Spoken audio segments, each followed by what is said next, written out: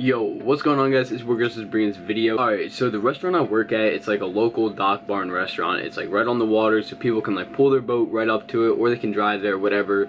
Usually we get a lot of like bikers and boaters, and then the people that go there are usually kind of like, I won't say rednecks, but you know, a little bit more country. Everyone there is either strung out on heroin or like drinks past blue ribbons on their fucking front yard on a couch or some shit. Like, those people are fucking weird. That pretty much sets how this kid is, you know, categorized, I guess, or like, he definitely fits in with these people. So about a month ago, or it was probably like 3 weeks ago, it was like a random Tuesday morning, and this kid was just sitting there, and he was sitting like right next to the hostess stand, like where people would wait to be seated. And my boss says, "Alright, John, he's gonna be bussing, train him."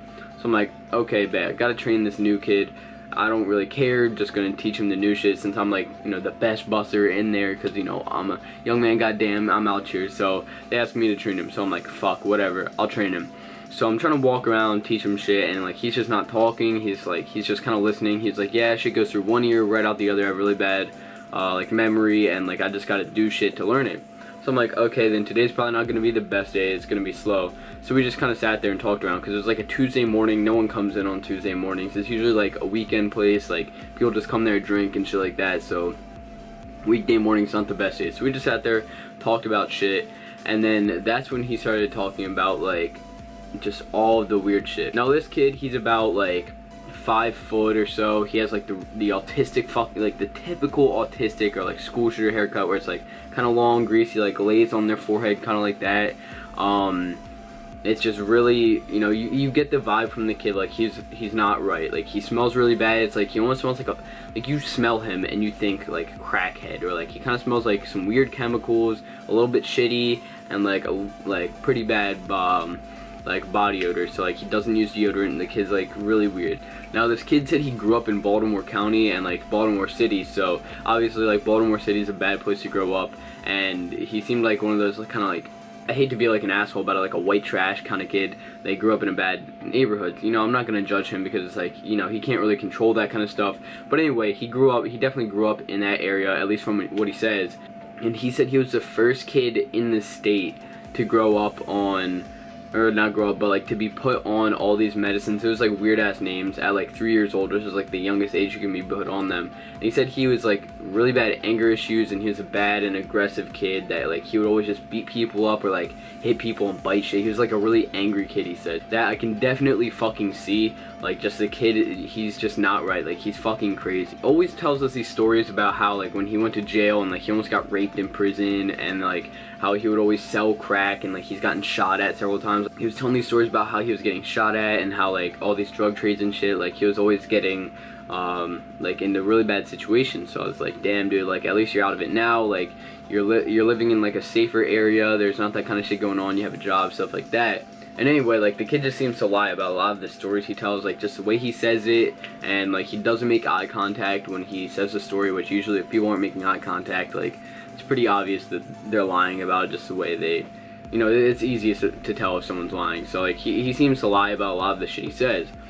So this is when he was talking to me and one of the servers about how he was offered and being like looked at by Temple, Duke, and Towson, he said, for basketball. Now, like I said, the kid's like 5'1", has like the typical autistic haircut, and he probably weighs like 100 pounds. Like, I'm not big by any means, you know, like I'm like a normal like weight kid. I'm 5'7" and weigh like 130-ish, 135-ish, so it's not like I'm big, but like I'm definitely not small. And this kid is like half of me. He was saying that he had like all these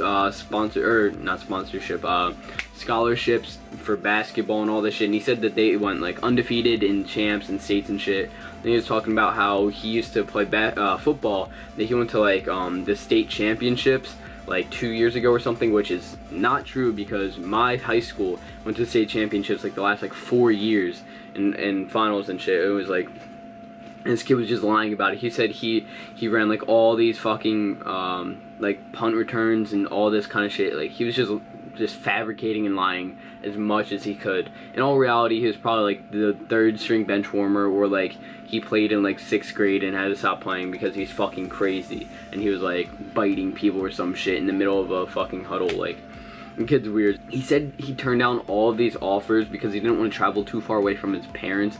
So I'm like, you know, obviously that would make sense. Like, people would, like, they do turn down these kind of things because they don't want to travel from their family, their friends, kind of stuff like that. But like this kid, nah, like just the way he seemed, like that's not what happened. That's not the case. So he was saying all that shit, and then he's just like, he makes everyone uncomfortable. Like, he says the weirdest shit. Like, yesterday I was talking to him and one of the other bussers, and then a server, and the server came over and asked me and Bryce, which is the other busser, and she asked, hey, do you guys smoke weed? I was like, no, I don't. And my friend Bryce was like, I used to, but I don't anymore. And then Ian, the weird ass kid, said, oh yeah, I do, but not a lot.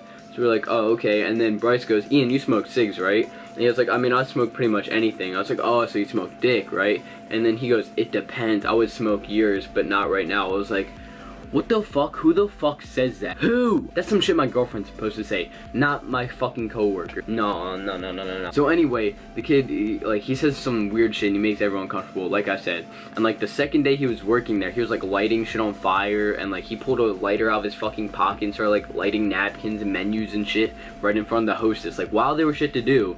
Like, the kid's a horrible busser. Like, he'll pick up like 3 fucking bus tubs and a trash can all at the same time and then just fucking walk out and disappear for like 20 fucking minutes. This kid was just gone for like 20 minutes, probably fucking snorting a line off of like my boss's ass crack or some shit in the bathroom. Like, the kid's fucking weird. So then yesterday when I was taking out the trash with him, it was like the first trash can I took out on the day. We were just talking, and he was talking about how strong he is.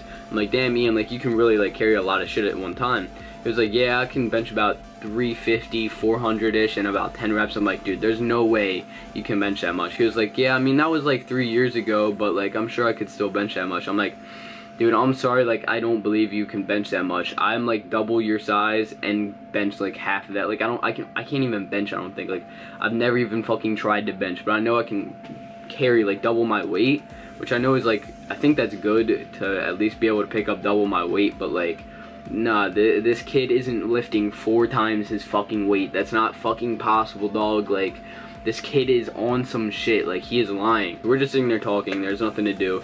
He's talking about how he was on all of these medicines that made him like really brain sick and like just crazy in the head and shit. I was like, yeah, it used to make him fucking crazy. So like, everybody's like laughing, joking around with him, but I was being like dead fucking serious. Like, I was not joking. And then he starts talking about like, oh yeah, I had all this medicine had me put in juvie and shit, and like, I'm going through retribution. I have to get all the shifts I can to pay retribution.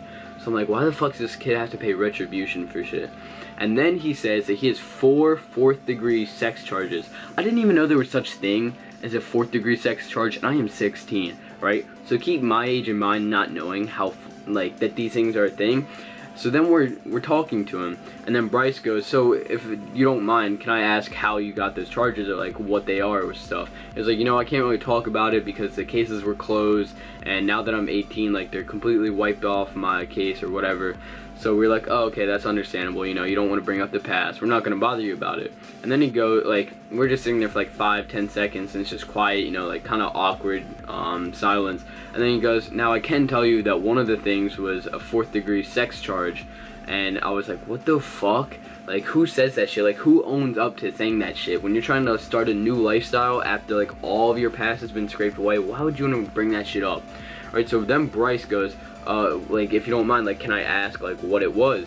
And he goes, you know, I can't say a lot about it, but all 4 of them were the same, like, category, but the one, I can tell you, was a sexual assault charge, and I was 10 and she was 11. I was like, who the fuck says that? 1, why do you own up to that shit? 2, how do you, like, get a sexual assault charge for fucking, like, an 11-year-old? Like, did you rape an 11-year-old or some shit when you were 10? Like, how do you know at 10 years old what a 4th-degree sexual assault charge is? I'm 16 and didn't even know they were a thing. Am I that fucking stupid? I know I'm not stupid.